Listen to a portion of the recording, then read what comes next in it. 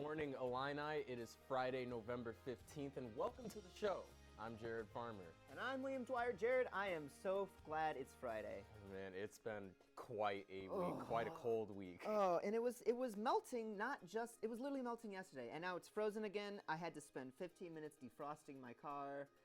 I hate every moment Hot water, sandwich bag. Drag it over your window. I'm telling you, it works.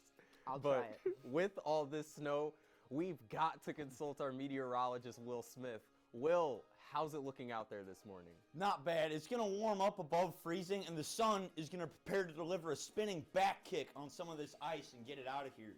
It's going to drop below freezing at nights, above freezing during the day, and we got some snow coming on Sunday, but more about that later. Back to you guys. You know, I wish the sun delivered more flying back kicks. Yeah, are you telling me? We could use it. All right. All right, let's get this started.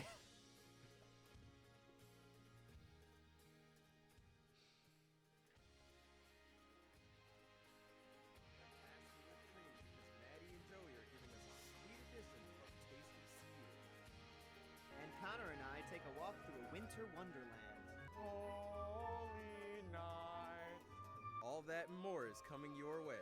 Good morning, Illini.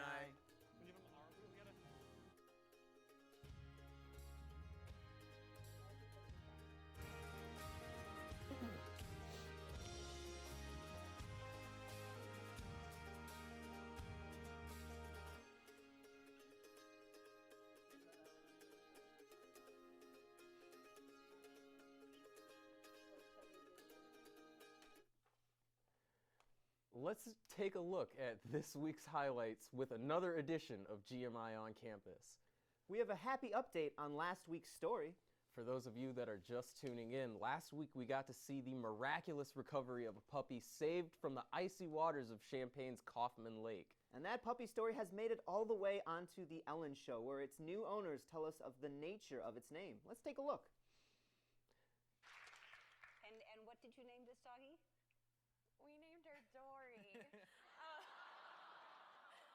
So we came home, when we got back from the animal hospital, we're like, okay, if she makes it, we're doing this. She's ours. And when I was just tossing around names, it was the only name I could kind of think of because she just kept swimming. Yep. So, Yep. She made it. yeah. She made it. Well, I have a pet line. Well, Ellen gave the new owners, Bryant and Crystal, a $25,000 check and pet products to say thanks and help care for Dory. I mean, I don't know if you've seen this, but the guy literally proposes on live television to his 11-year girlfriend. That's got to be like the best show visitors ever. I mean, it's insane, but like 11 years? Oh my God. I don't know most people 11 years. My friend limit's about 5. After 5, we're done. It's over. Keep moving. Enough. Speaking of good news, Jared, what did we just qualify for? Well, good question, Liam. Illini football just became bowl eligible for the first time since 2014. Last time out, Illinois came back from being down 28-3 to win 37-34. The 25-point comeback win is the largest in school history, and the win is the 4th straight Big Ten win for the Fighting Illini, something that they have not done since 2001.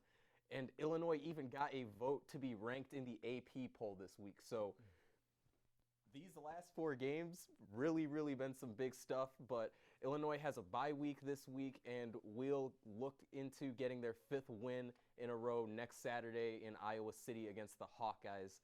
And then they will wrap up their regular season by hosting Northwestern on November 30th. So, yeah. Wow.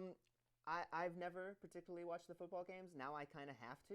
Yeah, of For course. the first time since I was 6, apparently. They're very good. I don't know what's going on, but I'm excited. Lots. Well, they do say the best offense is a great defense. And you know who knows that? Sigma Gamma Rho, a sorority on campus. That's right. The sorority hosted a self-defense class this Tuesday with the help of local law enforcement to learn the best tips for protection. The women learned effective kicks and punches alongside other techniques. And I just think that, shops like these, it's kind of disheartening to know that these are necessary, but I'm just happy that, there's groups out here taking the initiative, getting involved with the police, and learning what they need to learn to be able to defend themselves. Absolutely. I think everyone should have a self-defense class or just a martial arts. I take Taekwondo. I'm a master. But speaking of making the community safer, GMI's Patrick Catazone is here with a special guest to tell us about Quit the Nick event held Tuesday. How's it going, Patrick? Thanks, guys. I'm here with Jake Feiger, the president of Colleges Against Cancer. Jake, what can you tell me about the Quit the Nick event? Well, thanks, Patrick. We had the event in cooperation with Campus Wellbeing Services, and the event was to help students on campus, as well as community members, faculty members, learn how they can quit their nicotine products, and also to provide them with some of those immediate services. We had therapy dogs, we had aromatherapy, we even had little quit kits, and we gave them information on the quit hotline. So how does somebody who has been affected by nicotine, a student on campus, how do they kind of start quitting? What's the process? Well, there's a lot of different ways you can do it. One of the easiest ways would have been to come out to the event, obviously, and we can talk to you. But of course, there's multiple quit hotlines they can call. They can call 1-800-QUIT-NOW. That's the easiest one. Illinois has its own hotline, 1-800-QUIT-YES. There's other things you can do. For example, when you get the urge to smoke, I would encourage you to do things like take a deep breath or have a snack, something that really satisfies that craving and gets rid of that urge. So what's the overall goal for your organization? The overall goal for Colleges Against Cancer is obviously to end cancer. We raise money and awareness every year for cancer. We do things like fund researchers on campus, raise awareness, really help make sure that people understand the dangers of things that cause cancer. And obviously, eventually, we'd like to see cancer be a thing of the past. Now, say I have a friend who is addicted to juuling or nicotine. What is something that I can do to kind of help them move forward in that process? I think a lot of people our age don't understand the negative health effects of juuling or other nicotine products. And so the first thing I would do would be to talk to them about maybe why you're concerned, which would be that there's all sorts of risks, like risk of increased heart disease. The CDC has said that we've seen a few dozen deaths over the past couple of months. Those kind of things to really talk to them about why they need to quit, and then really introduce them to maybe where they could go to get help and to get started. Awesome. Well, thank you, Jake, for talking with us. Obviously, nicotine's a big issue here on campus. Let's send it to our UI7 news correspondent, Erica Finke, for an update. How's it looking, Erica? Thanks, Patrick. Good morning, Illini. Yeah, definitely nicotine is a really big problem, but another serious problem on campus last night, a pedestrian was hit by a car in Champaign. The pedestrian was crossing the street at the intersection of 1st and Daniel when she was hit by the car. Police blocked off the entire 800 block of South 1st Street in order to assess the situation and take care of the pedestrian. While the Champaign Police Department declined to participate in an on-camera interview, they did tell me that the pedestrian is being treated for non-life-threatening injuries and that the driver of the car was fully cooperating with police. Champaign Police also said that as the case stands now, it's undetermined who's at fault. The 800 block of South 1st Street is over in Senior Land, so if you live over there, if you go over there to visit ever, there are some things you might want to keep in mind. The streetlights on the block of 800 South 1st Street are burnt out, and the Champaign Police Department said that that might have been a contributor to the accident. Additionally, crosswalks aren't as easily identifiable as other places on campus. Some crosswalks on 1st are very worn down and very hard to see. And if you've ever been on 1st Street, you know that there's constant, fast-paced traffic just zipping along the street, and stop signs aren't always taken very seriously by the cars. So thankfully, nobody was seriously injured, but let's make sure to stay safe. Look both ways before crossing the street and keep a sharp eye out for surprises on the road. And just a couple blocks away from South 1st Street, Acacia Fraternity is in hot water for stealing Halloween decorations. The spooky decorations started disappearing halfway through October, and Acacia came forward on Halloween. The fraternity stated in an email that some pledge members stole the decorations in an attempt to impress other members of the fraternity. Police are still distributing the decorations, and some have not found their rightful owners. The case is still ongoing, and some residents decided to let it go, while others are just now deciding to press charges. Once the details are disclosed to the university, they will decide what actions need to be taken to hold the fraternity and/or the members accountable. It's great police were able to recover and give back some of the stolen Halloween decorations, but on another part of campus, the Women's Resource Center aimed to give back to the community in another way. The State of the Women event happened last night to celebrate people of all gender identities and to have empowering discussions about gender equity. The event kicked off the Women's Resource Center's 10-year anniversary, and they brought in a variety of different speakers and performers to lead the discussions. State of the Women aimed to assess the progress that Illinois has made towards equality since the Women's Resource Center opened 10 years ago, and also determine changes that will need to be made over the next 10 years. So it's easy to say that our campus is full of strong women, and this event is just the tip of the iceberg. Paige Blanzy braved the cold to talk to one student marching for the Deferred Action for Childhood Arrivals, also known as DACA. Paige? Good morning, Illini. I'm Paige Blanzy at the Home is Here rally with Daniela DeStefano. Daniela, what is this rally all about? Sure. So this rally has to do with solidarity for the DACA legislation. It is going against the Supreme Court starting today, and this decision will decide whether or not DACA continues to be instated in the United States and if people can continue to receive that status. And what does DACA mean to you? So DACA means equity. It's the ability to continue to go to school, to get a higher education, and to work for those children who cross the border under the age of 16 and are undocumented. And it just means that they have the ability and the capability to do so and the presence here in the United States. What would it mean to you if DACA were to be terminated? What it would mean to me is seeing my family members, students here at the University of Illinois, some of my closest friends, losing their right to education, their right to work, and the fear of deportation in the only place they've ever called home. And what would you want the future for DACA to be? For me, an ideal future would be one where it leads to a pathway to citizenship, where the myth surrounding what DACA is debunked and people can really understand that this is just a temporary band-aid. We're wanting to keep it here so that individuals aren't living in fear, but we hope to see it grow and actually mean something substantial for the people who have it. Thank you, Daniela, for keeping us updated, and good morning, Illini.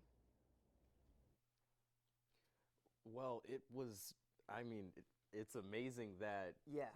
all those students are being active, especially out in like that type of weather. Like It shows really dedication to their Right, cause, and it's right. always great to see someone who's really that inspired and that dedicated to any kind of cause, really. Of that will course. go out in the cold weather like this. Absolutely. And well, it was pretty cold out there for those marchers. And our weatherman, Will Smith, knows a thing or two about the cold. So how's our Friday feeling, Will?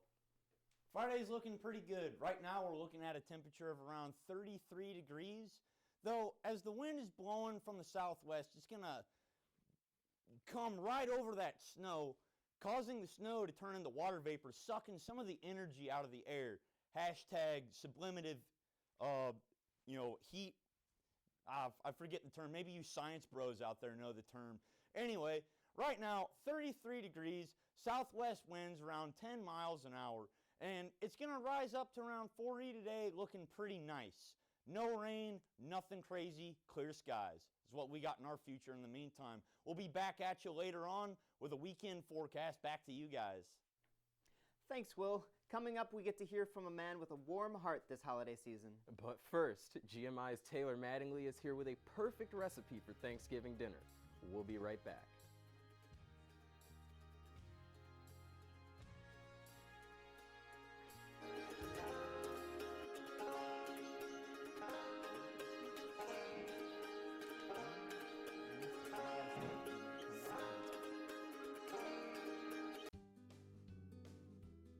Winter session is back. Illinois is once again offering online courses over winter break. I like the idea of having something to do over break, and I can focus all my time into one subject. A great part about online courses is that you can do the coursework at your own pace.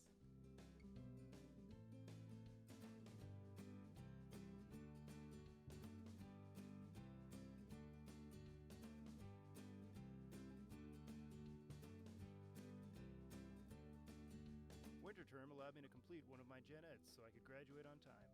I love the course, the material, and instructor.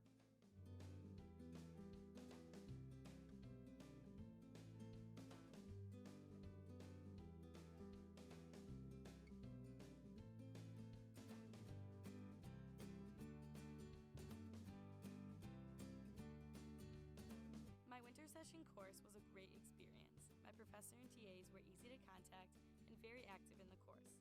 The workload was manageable and didn't overwhelm my time off. I would definitely recommend taking a winter course at Illinois.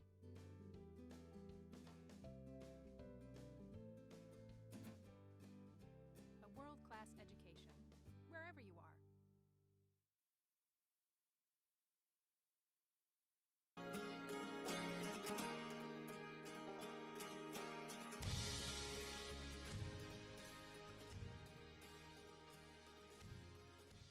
What's your favorite Thanksgiving dinner?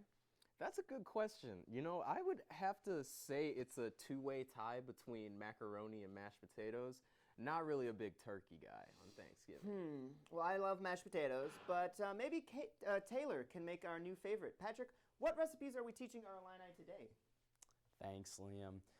Today we're here with Taylor Mattingly to do a Thanksgiving dinner. Taylor, what do we have going? So today we are making green bean casserole, Oh, yeah.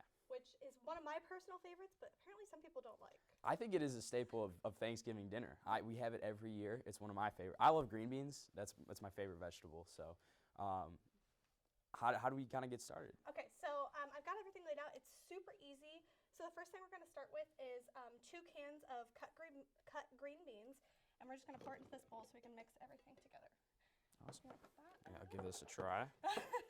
Hopefully. And then I'm also going to add in 1 can of cream of mushroom soup. Whoops. It's okay. Messes are made in the kitchen. And then hopefully you have somebody else to clean them up. Exactly. That's my least favorite part. Awesome. So we've got all that in. And then next you're going to add in just a half a cup of milk. Awesome. So what is kind of your favorite Thanksgiving meal? Are you a turkey person or are you a side casserole person? I love a turkey, but like only on Thanksgiving. Yeah. I don't want it any after I'm that. with you. I'm with you. So- Too many leftovers for me. Yes. I always try to find ways to make new things. So like with leftover stuffing, I always make like meatball subs. Oh, 'cause wow. You can like make Yeah, right. meatballs out of the stuffing. So just like little things to put spins on it that are a little bit different. So. That's awesome. And then we're also going to put in 2 tablespoons of Worcestershire. It kind of gives it like a smoky flavor. So add that in.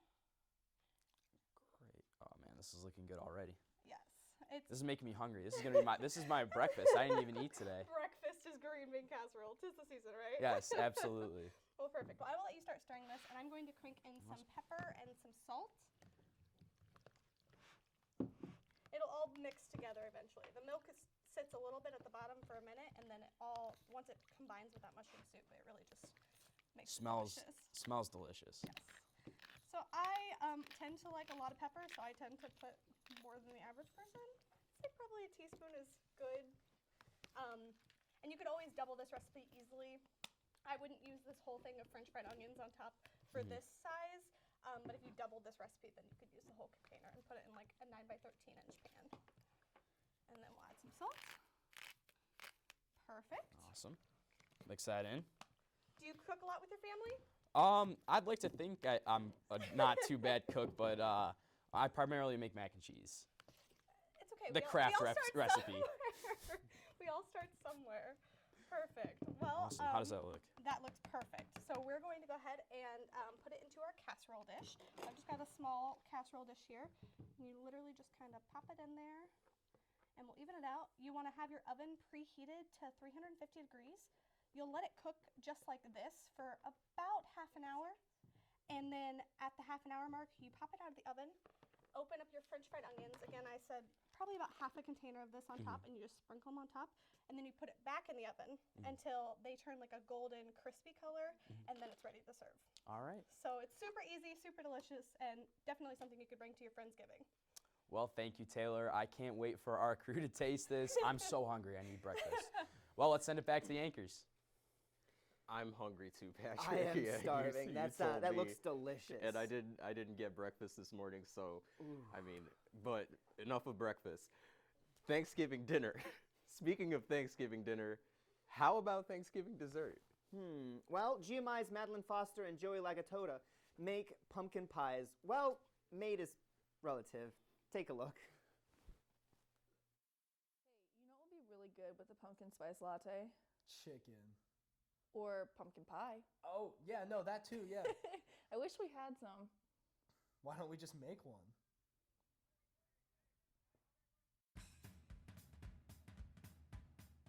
The first thing we do after letting our crust thaw is prick the bottom around the side thoroughly with a fork. How do you feel about the pre-made crust?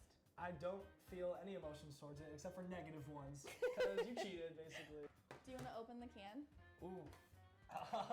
Yeah. Wait, do you know how to use a can opener? Wait, really? Honestly, I don't know. Everything okay? Yeah. It's okay, it's okay, it's okay. What happened with this one? It must have been how you poked it. Well, I don't think so. I mean, No, it had to be. I mean, this is the one I poked and it looks perfectly fine, so. I don't know. I thought I did this one. Nope. This feels like a lot, but also maybe just enough. Perfectly worded. Really coming together now. It looks like pumpkin pie. Do you think so? Yeah. I think it looks like cat puke. Yeah, well, that also. I'm still not too sure about this pie crust. I mean, you said it's because I poked it wrong? Yeah, I think so. That's what the internet said. But I don't know. We did it pretty similarly. Better luck next time. I dare you to take Move it away. Mine still doesn't. It has no crust. It's probably because you poked them wrong. I'm just gonna put it in my mouth then. Probably. All right. But I mean, hey, you know what? yeah. Let's go buy one. Yeah, let's buy one. one. All right, yes, let's we're go. buying one.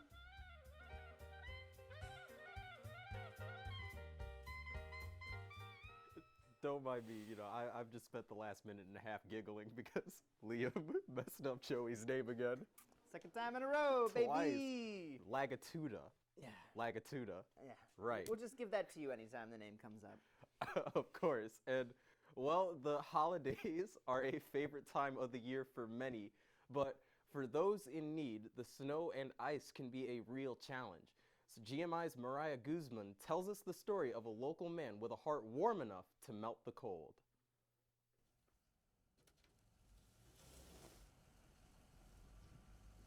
On the outside, Bash Pepper Roofing may look like an ordinary company, but on the inside is where owner Cord Schroeder makes the magic happen.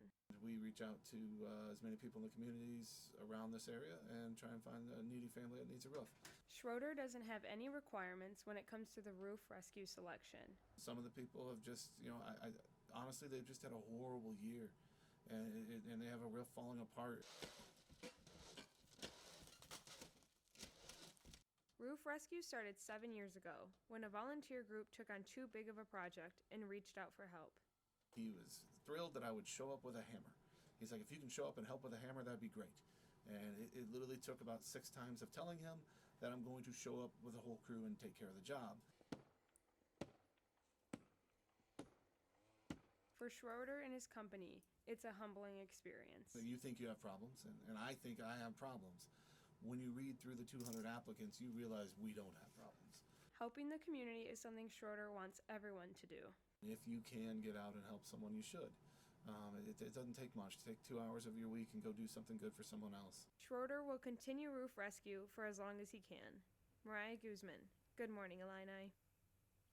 And man, talk about the season of giving. That is so kind, and it's not easy. I've stepped on roofing nails before. It's a dangerous job sometimes. Yeah, but good to keep warm and stay inside and all of that. But to change topics, Liam, do you think gaming is a sport? Well, of course it is. It's an e-sport, and I'll tell you all about it in an Illini Sports Night Quick Hit.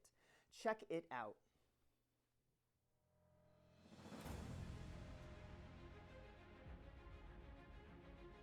What's up, Illini fans? I'm Liam Dwyer, and it's time to get digital with this week's Illini Esports Quick Hits. Last Tuesday, the Illini League of Legends Orange team took on the University of Iowa in the Big Ten preseason invitational. Iowa started strong with a quick kill near the 2-minute mark, giving them the early gold lead, but the Fighting Illini stayed focused and was able to equalize kills and gold in the mid-game, leading to a quick 28-minute win. That momentum carried into the second game as the Illini dominated throughout and ended 30 kills to 13 with a 25-minute win, ending the set 2-0. The former Collegiate League winners are favorites this season and are currently undefeated in their division. BYUC varsity Smite team also had a win this week, taking the best-of-3 set 2-0 over the DSU Silver team. With this win, Illini's Smite team makes it out of the group stages and into the playoffs. Unfortunately, the B team for Smite did not have much luck, losing 1-2 against the DSU Trojans blue team. They fought hard in the first match, bringing in a win, but the delay of game halted any momentum they had gathered, as the team support main explains. I think there were some technical difficulties that we had in the middle of the match, which made it really tough. But I think personally, for me, it was like really much of a heartache game. I really played my heart out, and there were just a lot of points where I think we all got frustrated. And I think there's just some things we need to work on to really improve as a team. The loss ends the B team season with a record of 2-4. They can rest easy knowing that the rest of the esports teams had a very good week. Illini CSGO's team won, as well as the Rainbow Six team and the Hearthstones. I'm Liam Dwyer, and this has been your Illini Esports Quick Hits. Now that's my kind of sport, being able to play inside, no cold. But me and Connor did have to go outside this week in this edition of Where's Connor? Let's check it out. Good morning, Illini. It's cold, it's snowy, and to celebrate, me and Liam are gonna have some outdoor fun.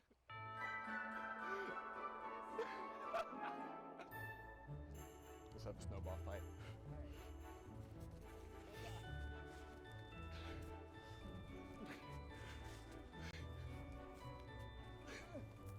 It doesn't pack. In the meadow, we can build a snowman. Christmas caroling. We should go Christmas caroling. Frosty the Snowman?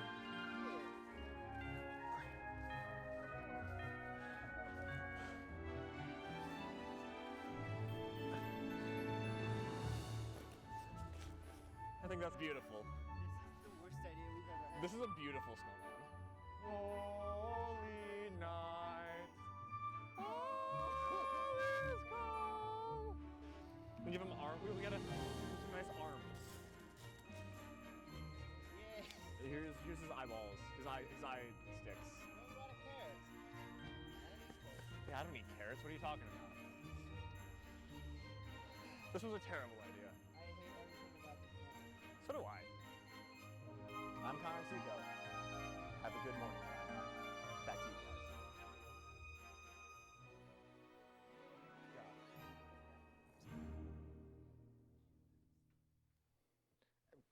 Liam, like, wow, you just basically took over the show. It is mine now. It shall be called Good Morning Liam. All right, pump the brakes. We're sending it to somebody else.